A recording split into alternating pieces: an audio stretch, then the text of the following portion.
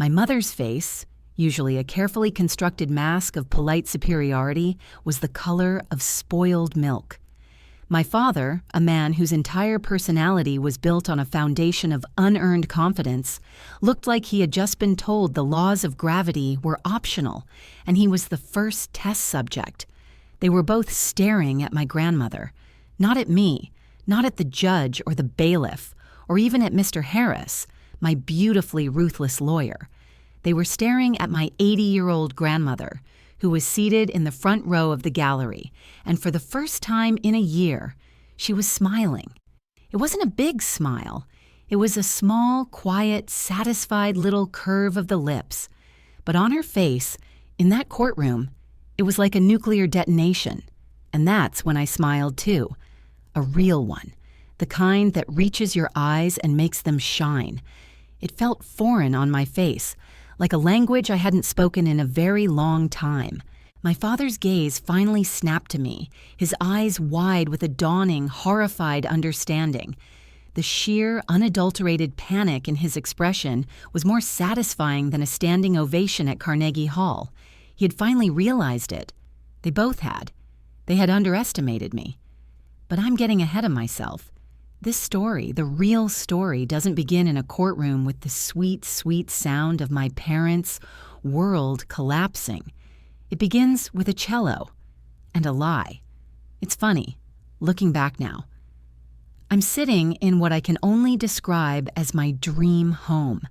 Sunlight is pouring through a window so large it feels more like a missing wall, and it's hitting the polished wood of a cello that rests on its stand in the corner. My cello. My daughter's cello. It practically glows.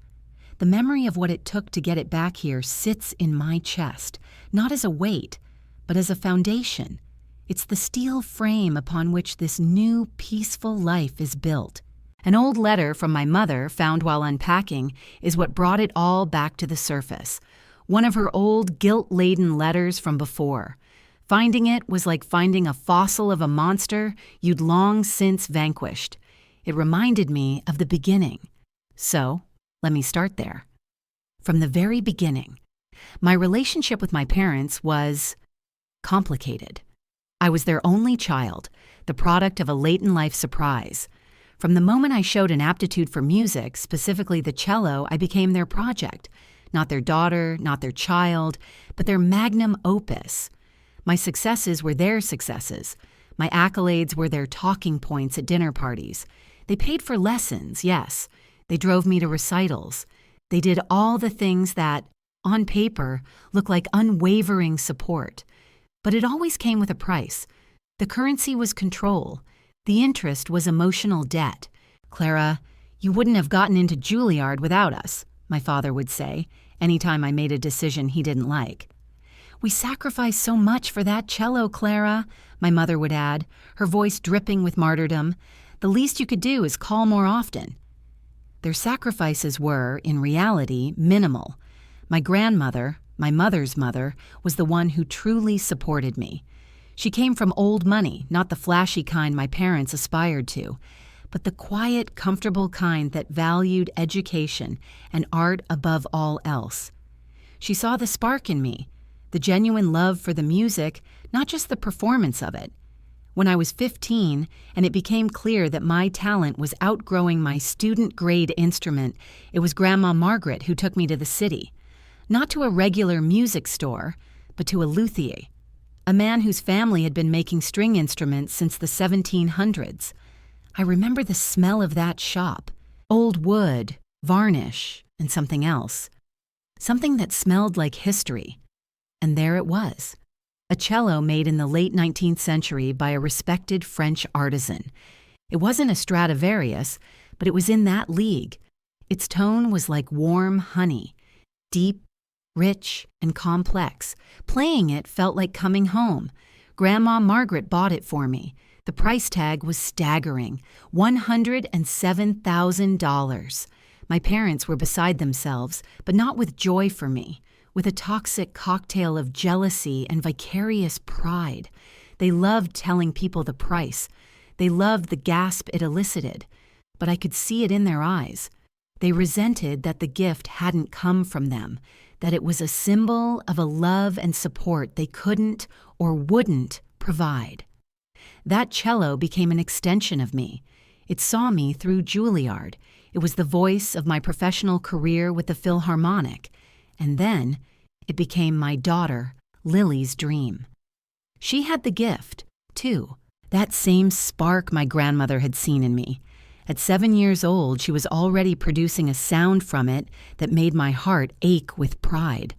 The cello wasn't just an instrument, it was a legacy. It was my grandmother's love, my life's work, and my daughter's future, all carved from maple and spruce. And then came the inciting incident. The moment the first crack appeared in the facade of our family, Lily was accepted into a prestigious summer music program in Vermont. 3 weeks of intensive training with some of the best instructors in the country. I was going with her, of course. We rented a small cottage near the campus. The problem was the travel. Taking a cello of that value on a plane is a nightmare. Taking it on a long road trip with a child with multiple stops was also risky. My parents offered to keep it. "It'll be safe here, Clara," my father said, his voice oozing paternal reassurance. "This house is a fortress. We have the new security system." "We'll take such good care of it, sweetie," my mother cooed. "It can stay in your old room. No one ever goes in there." I hesitated. A knot of unease tightened in my stomach. It was an instinct I couldn't explain. But how could I say no? They were my parents. They lived in a gated community. They had a state-of-the-art alarm. To refuse would be a massive insult. It would be accusing them of... what? I didn't even know. So, against my better judgment, I agreed. I watched them. 2 grown adults fuss over the velvet-lined case like it was a royal baby. They were so careful, so theatrical in their concern. That was the last time I saw it for a year. The call came 2 weeks into the program. I was on the porch of our little cottage, watching Lily practice on her smaller, travel-sized cello. My phone rang, and it was my mother. She was crying, hysterically. "Clara, oh Clara, it's just awful. The most terrible thing has happened." My blood ran cold. My first thought was my grandmother. "Mom, what is it? Is Grandma okay?" Yes, she's fine," she sobbed. "It's the house. We were robbed, Clara. We were out for dinner and they broke in. They took everything." My mind was racing. Jewelry, electronics? "What did they take, Mom? Are you and Dad okay?" There was a pause, a dramatic, perfectly timed beat of silence. "They took the cello, Clara." Her voice cracked. "They took Lily's cello." I didn't say anything. I couldn't. The world just went silent. The sound of Lily's bow scraping across the strings nearby faded into a dull buzz. Robbed. The cello. Gone. My father got on the phone. His voice was grim, a poor imitation of a stoic general. "We've already filed a police report, Clara. They think it was a professional job. They knew what they were looking for, targeted us for the cello." It didn't make sense. None of it. But the alarm system? The gate? "They disabled it," he said, a little too quickly. "Cut the wires. The police said it was sophisticated. We're so sorry, honey. We feel just terrible." I felt a strange detachment, like I was floating above my own body, watching a scene from a movie. The grief was there, a cold, heavy stone in my gut. But underneath it, something else was stirring. A tiny, sharp splinter of suspicion. They had been so dramatic. Their story was a little too perfect, a little too neat. Targeted for the cello? How would anyone even know it was there? My parents were the only ones who bragged about it, but their circle of friends consisted of retired dentists and golf buddies, not a ring of international art thieves. I ended the call, promising to come home as soon as the program was over. I went inside and held my daughter, who had no idea why her mother was suddenly shaking like a leaf. I looked at her bright, innocent face, and the suspicion in my gut began to smolder. It turned into a slow, burning anger. The story they told the police was flawless. A cut phone line, a pried open back window that was just out of sight of the neighbor's house. They claimed some of my mother's jewelry was taken too, but they were vague on the details. The focus of their grief, their performance for the police, was the cello. Our poor daughter, my mother wept to the officer.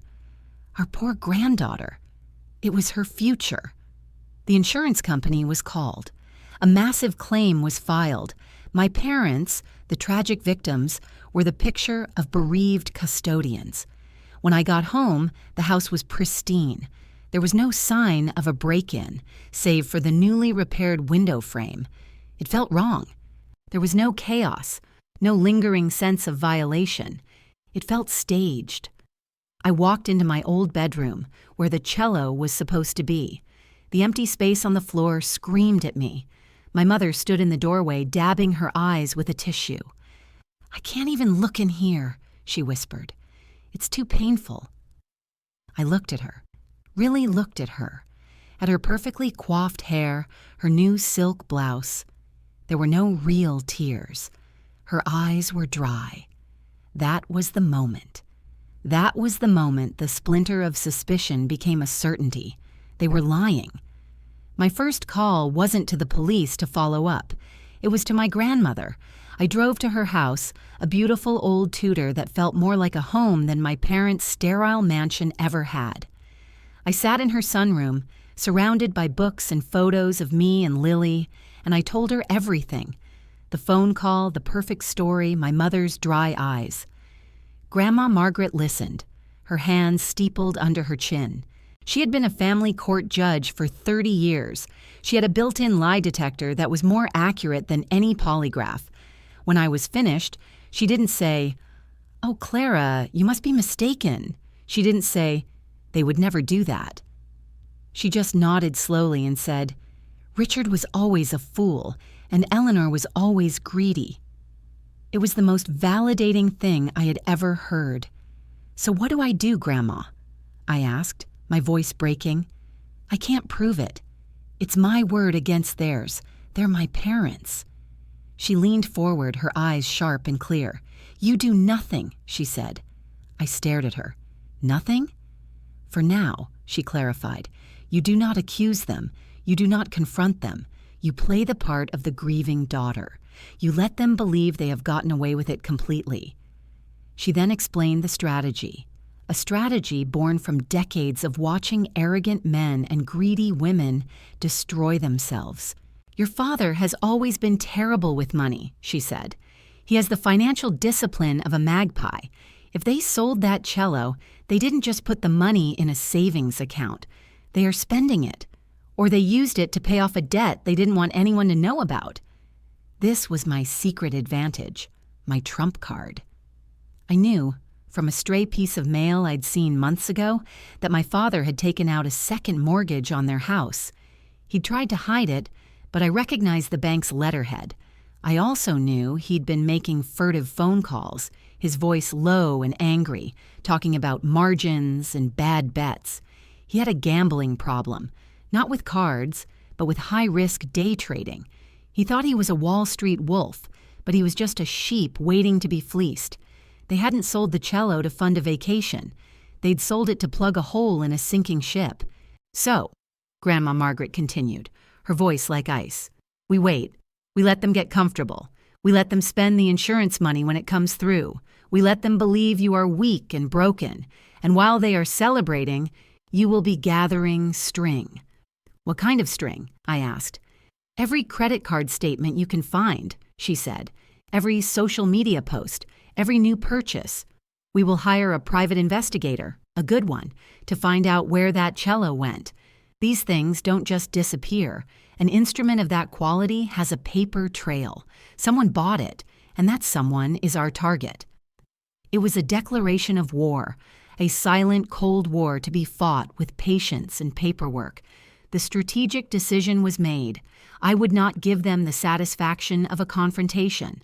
I would not allow them to gaslight me, to call me crazy or ungrateful. I would let them think they had won. I went home and began to prepare. I opened a new bank account at a different bank. I started meticulously documenting every interaction with my parents. I saved every text message, every email. I called them, my voice thick with fake sadness, and played my part. "The insurance company called," I'd say. "They need more information." "Oh, of course, sweetie," my mother would say. "Your father is handling all of it. Don't you worry your pretty little head about it." Don't worry, my pretty little head. The condescension was so thick I could have choked on it, but I just said, "Okay, Mom, thank you. It's all just so much." I was an actress in the role of a lifetime, the part of the broken daughter, and I was going to win an Oscar. The next few months were a master class in endurance. It was the hardest thing I have ever done. Every Sunday, I had to go to their house for dinner. It was a tradition, and to break it would have been suspicious. I had to sit at their table, eat their food, and listen to them talk. The first sign of the money was subtle. My mother was wearing a new diamond tennis bracelet. "Oh, this old thing," she said when I pointed it out, feigning indifference. "Your father felt so terrible about the break-in. He wanted to replace some of the jewelry that was stolen." She winked, as if we were sharing a cute secret. The stolen jewelry was, of course, a fiction to pad the police report. This new bracelet probably cost more than her entire original collection. I just nodded and said, "It's beautiful, Mom." Inside, I was making a note. Mid-August, diamond bracelet, estimate $10,000. Then came the car. My father had always driven a sensible, boring sedan. One Sunday, I pulled up to their house, and a brand new, obscenely red sports car was sitting in the driveway. It was the vehicular equivalent of a midlife crisis. My father was standing beside it, buffing an imaginary smudge on the hood with his sleeve. He grinned at me, a wide, proud, foolish grin. "What do you think, Clara? A little something to cheer us up. Life's too short, you know." I knew exactly how short his financial runway was about to get. "It's very red, Dad."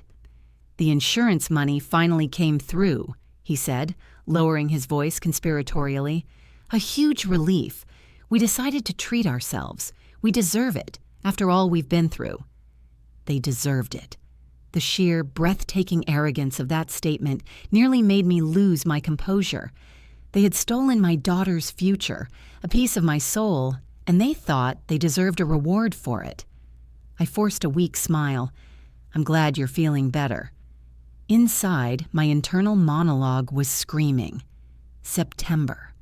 Red convertible. Estimate $80,000. You absolute idiotic buffoon. The humiliation wasn't just in their spending, it was in their pity.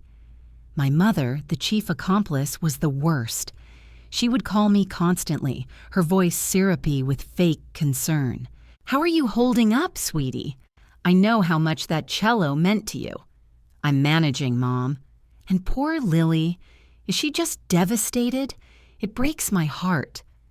Lily was devastated. For weeks, she wouldn't even touch her practice cello. She had nightmares. Seeing her pain was the fuel that kept my cold fire burning. But I couldn't let my mother know that. "She's resilient," I said, my voice flat. "We're focusing on her technique for now." "Well, maybe it's for the best," my mother said one day, her cruelty slipping through the cracks in her sympathy act.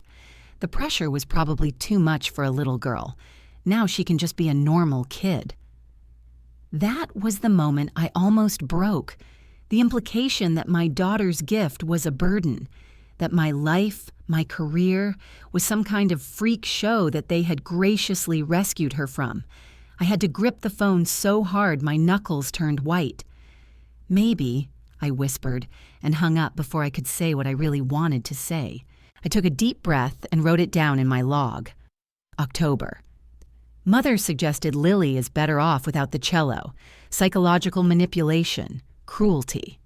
All the while, I was playing the part of the defeated victim. I let my own music practice slide. I turned down a guest soloist position, claiming I was too distraught to perform. I let them see me looking tired, pale, and broken. They loved it.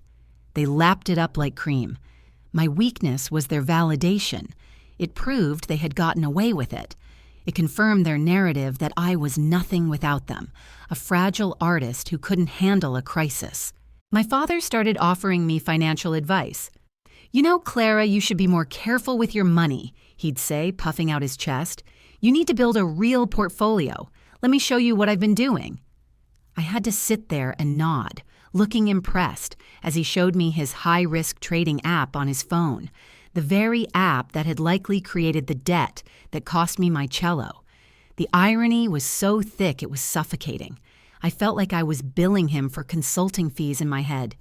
Meanwhile, in the background, Grandma Margaret's plan was moving forward. The private investigator she hired was a man named Mr. Jones, a quiet, unassuming former detective who specialized in tracking stolen art. He started with the logical places, high-end auction houses, known collectors. But Grandma had a different theory. "Your father is arrogant, but he's also a coward," she told me over one of our secret weekly strategy sessions. "He wouldn't risk selling it to a place like Sotheby's. Too much paperwork, too many questions. He would have sold it to someone shady, someone who pays cash and doesn't ask for provenance." Mr. Jones shifted his search to the gray market. Luthiers who did repairs on the side, dealers with less than stellar reputations. It was a slow process, a lot of dead ends. For 6 months, I lived a double life. On the surface, I was the grieving daughter, fading into obscurity. In reality, I was a detective, an archivist of my own trauma, building a case brick by meticulous brick. I had a file that was now 3 inches thick. Bank statements I'd accidentally seen on my father's desk. Photos I'd surreptitiously taken of their new kitchen renovation. Screenshots of my mother's Facebook posts showing off their trip to Italy. "A much-needed getaway after a stressful year," the caption read. I endured every pitying look, every condescending piece of advice, every crocodile tear. I let them build their castle of lies on a foundation of my feigned despair. I knew that the higher they built it, the more spectacular the fall would be. And I waited, patiently, for Mr. Jones to find the one loose thread that would allow me to unravel their entire world. The call came on a Tuesday morning in April. It was nearly 10 months after the robbery. "We found it," Mr. Jones said. His voice was calm, but I could hear the undertone of excitement. I sank into a chair. "Where?" "Your grandmother was right," he said. "He didn't go to a big house. He went to a private dealer in a neighboring state, a man named Victor Sterling. Sterling has a reputation for buying instruments from distressed sellers, estates, divorces, people with debt." "How did you find him?" I asked. "An informant, a disgruntled former employee of Sterling's. He remembered the cello, said it was the finest instrument he'd ever seen come through the shop, and he remembered the man who sold it." Mr. Jones sent me a photo. It was a grainy security camera still from outside the dealership, but it was unmistakably my father, loading the large, rectangular cello case into the back of his old sedan. The timestamp on the photo was 2 days after I had left for Vermont, 2 weeks before the break-in. The proof. Undeniable. "Sterling sold it almost immediately, Mr." Jones continued, "to a private collector, a tech billionaire who's a passionate amateur musician. We have his name and address." My heart was pounding. "So what now?" "Now," Mr. Jones said, "we hand this over to your lawyer. This is no longer a search. This is a recovery." The final phase of the plan began. My lawyer, Mr. Harris, a man who looked like a kindly grandfather but had the soul of a shark, was ecstatic. He called it the most beautifully documented case of familial fraud he had ever seen. We didn't go to the police. Not yet. That would be the final nail in the coffin. First, we had to set the stage. Mr. Harris filed a civil suit. It wasn't a suit accusing them of theft. It was a suit to compel them to cooperate with the insurance investigation. We framed it as if the insurance company was dragging its feet, and I, the beneficiary of the policy, needed my parents' testimony to get the claim paid out so I could buy a new cello for my daughter. It was the perfect trap. My father called me furious. "What is this, Clara? Suing your own parents? After all we've done for you?" I put on my best, confused and overwhelmed voice. I'm not suing you, Dad. Mr. Harris said it's just a formality. We have to show the insurance company we're doing everything we can. It's just paperwork. He said it would be a simple hearing. A hearing? In a courtroom? He sputtered. It's not a trial, Dad. It's just a meeting with a judge to make it official. Please, I just want this to be over. Lily needs a proper instrument. He grumbled, but he bought it. Of course he did. In his mind, I was an idiot, a flighty artist who didn't understand the real world. He and my mother would go to the meeting, say their piece, and the judge would rubber stamp it. They would be the heroes, the long-suffering parents helping their clueless daughter. Their arrogance was our greatest weapon. They walked into that courtroom without a lawyer. Why would they need one? They were the victims. And that brings us back to the beginning. The courtroom was small and quiet. My parents sat at one table looking self-important and slightly bored. I sat at the other with Mr. Harris, my hands folded calmly in my lap. In the front row of the gallery, Grandma Margaret sat, her expression unreadable. Mr. Jones was there, too, sitting discreetly in the back. The judge, a no-nonsense woman named Judge Carmichael, read the basics of the filing. So, as I understand it, Miss Collins, you are petitioning the court to compel your parents, Mr. and Mistress Collins, to provide a formal deposition regarding the theft of an insured cello, as the insurance company has yet to pay the claim. That is correct, Your Honor, Mr. Harris said smoothly. The judge turned to my parents. And Mr. and Mistress Collins, you are here to attest to the facts of the robbery that occurred on July 27th of last year? My father stood up, practically preening. Yes, Your Honor, it was a terrible ordeal. We were violated. They came in the night. He launched into their well-rehearsed story, the cut wires, the open window, the missing jewelry. My mother chimed in with tearful affirmations. It was a flawless performance. They had been practicing for nearly a year. When they were finished, Judge Carmichael looked at Mr. Harris. Well, counsel, it seems straightforward enough. What is the issue? This was the moment. The curtain was about to rise. Your Honor, Mr. Harris said, standing up, the issue is that there was no robbery. A confused murmur went through the small courtroom. My father scoffed. What is he talking about? Of course there was a robbery. Your Honor, Mr. Harris continued, his voice ringing with clarity, we are here today because my client's parents, Mr. and Mistress Collins, did not have the cello stolen from them. They stole it themselves. They then sold it for cash and proceeded to file a fraudulent insurance claim for over $100,000. The air went out of the room. My mother's face went white as a ghost. My father's jaw dropped. That's an outrageous lie. It's slander, he stammered, his voice suddenly an octave higher. Is it? Mr. Harris asked coolly. He walked to his briefcase and pulled out a large folder. My folder. The 3-inch thick monument to their betrayal. Your Honor, I would like to submit into evidence Exhibit A.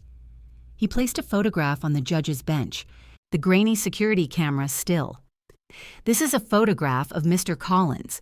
It was taken on July 13th of last year, 2 weeks before the alleged robbery.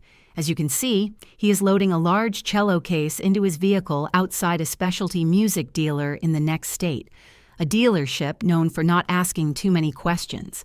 My father stared at the photo. The blood drained from his face. He looked like he was going to be sick. And Exhibit B, Mr. Harris said, his voice relentless. A sworn affidavit from the dealer, Mr. Victor Sterling, who, in exchange for immunity from prosecution for dealing in stolen goods, has confirmed that Mr. Richard Collins sold him a 19th century French cello for $55,000 in cash. My mother made a small, choking sound. $55,000. They had sold a $107,000 instrument for less than half its value. They were not only thieves, they were incompetent thieves. The thought was so absurd it was almost funny. Furthermore, Mr. Harris went on, his pacing perfect, we have bank records. Exhibit C showing that Mr. Collins was over $200,000 in debt from a series of bad market speculations, a debt that was miraculously paid off in early August. He didn't stop. He piled it on, piece by damning piece. Exhibit D, credit card statements detailing the purchase of a new sports car. Exhibit E, invoices for a $30,000 kitchen renovation. Exhibit F, receipts from a 2-week vacation in Italy. He even submitted screenshots of my mother's Facebook page. The picture of them clinking wine glasses on the Amalfi Coast, looking carefree, was projected onto a screen for the whole court to see. The caption, "A much-needed getaway after a stressful year," hung in the air like a death sentence. My parents were shrinking. With every piece of evidence, they seemed to physically deflate. Their arrogance and confidence evaporated, replaced by a raw, primal fear. They were exposed, stripped bare in the sterile light of the courtroom. My father tried to speak, but only a dry croak came out. My mother was openly weeping now, but these were real tears. Ugly, panicked tears of a cornered animal. "And finally, Your Honor," Mr. Harris said, his voice softening with mock sympathy, "we have the location of the cello. It was sold by Mr. Sterling to a Mr. David Chen, a private collector who purchased it in good faith for $120,000. Mr. Chen has been contacted, and upon learning the instrument was stolen, he was horrified. He has already agreed to return the cello to its rightful owner, my client's daughter, pending the outcome of this hearing." The judge stared down at my parents from her bench. Her face was a mask of cold fury.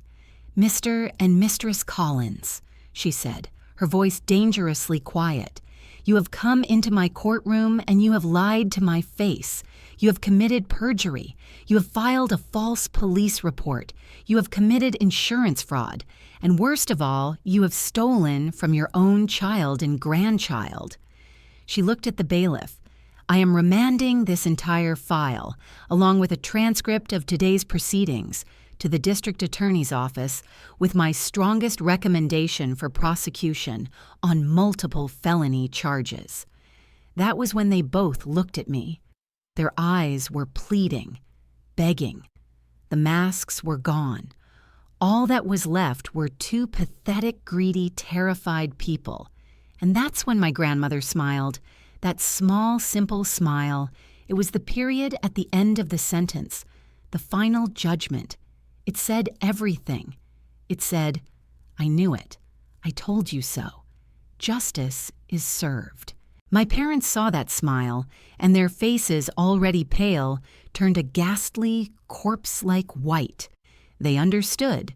This wasn't just me. This was the matriarch of the family, the one person they could never manipulate, signing off on their destruction. The bailiff moved towards them. The sound of the handcuffs clicking shut was the most beautiful music I had ever heard.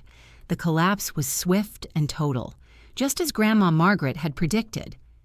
The district attorney gleefully pursued the case. Faced with the mountain of evidence, my parents had no choice but to plead guilty to felony theft and insurance fraud. The story hit the local news. Prominent local couple bilks daughter, granddaughter in cello fraud. Their faces, puffy and tear-streaked in their mugshots, were plastered everywhere. The social ruin was immediate. Their friends from the golf club and the charity circuit dropped them like hot stones. My mother, who lived and breathed for social standing, was completely ostracized. The women she used to have lunch with would now cross the street to avoid her. The financial ruin was just as brutal. The insurance company sued them for the fraudulent claim and punitive damages. The legal fees were astronomical. They had to sell the house, the sterile mansion they were so proud of, to cover the costs. They sold the ridiculous red sports car for a fraction of what my father paid for it. They lost everything: the house, the money, the friends, the reputation. All of it. Gone. All for $55,000 in cash that they had already squandered. I got the cello back the following week. Mr. Chen, the collector, was a perfect gentleman. He was horrified to have been a party to it, even unknowingly. He refused to even accept the finder's fee I offered. "Just seeing that it gets back to your daughter is enough," he said, his eyes kind. "An instrument like this deserves to be played." When the case was brought to Lily's school, she held it like a long-lost friend. The first note she played on it filled the room, and it was like the sun coming out after a year-long storm. My heart, which had been a tight, cold knot for so long, finally began to unwind. A few weeks after their sentencing, they got probation and were ordered to pay massive restitution. My father called me. It was a restricted number, but I knew it was him. I answered for reasons I still don't fully understand. Maybe I just wanted to hear it. "Clara?" His voice was thin, reedy, a ghost of its former booming arrogance. "Clara, we're so sorry." I said nothing. "We made a mistake," he continued, his voice cracking. "A terrible, terrible mistake.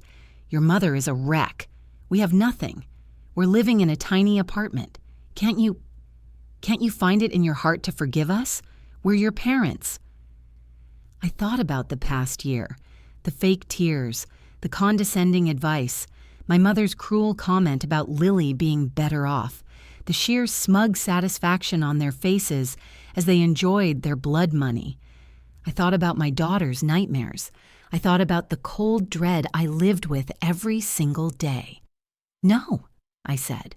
My voice was calm and clear, devoid of anger or hate. It was just a statement of fact.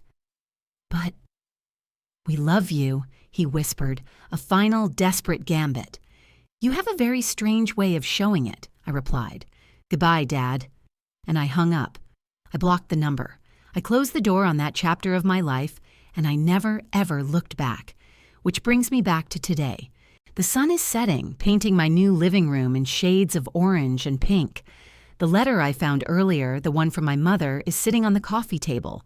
It's from years ago, full of passive-aggressive comments about my career choices and pleas for money disguised as motherly concern. I pick it up, walk to the fireplace, and drop it in. I watch the paper curl, blacken, and turn to ash. A key turns in the lock, and Ben comes in. He's an architect, the one who designed this house for me. He's kind and funny, and when he looks at me, he sees me, not a project or an investment. He sees Clara. He's carrying a bag of groceries. "Hey," he says, smiling, "I was thinking pasta tonight, Lily's favorite." "Perfect," I say, and the smile on my face is as easy and natural as breathing. Lily comes bounding down the stairs, her face bright. "Mom, can I practice before dinner? I almost have the third movement down." "Of course, sweetie," I say. She goes to the corner of the room, to the beautiful, glowing cello that is exactly where it belongs. She lifts the bow, and the first notes of a Bach suite fill our home. The sound is rich and full of life. It's the sound of happiness, the sound of peace. Ben comes over and puts his arm around my shoulders, and we just stand there for a moment listening. I think about my grandmother, who is currently on a very expensive cruise through the Norwegian fjords that I paid for. I remember the last thing she said to me after the trial was over. She had taken my hand and looked me straight in the eye. "Never forget this, Clara," she said. "Some people will always mistake your kindness for weakness. Let them. It's the most expensive mistake they'll ever make." She was right. My parents had made that mistake. They had bet everything on my being weak, on my being the dutiful, broken daughter they could control. They cashed in a lifetime of love and trust for $55,000 and a few months of luxury, and in the end, it cost them everything. As Lily's music soars, filling every corner of the house we built from the ashes of their betrayal, I know, with a certainty that settles deep in my bones, that I am finally free, and it is the sweetest music of all.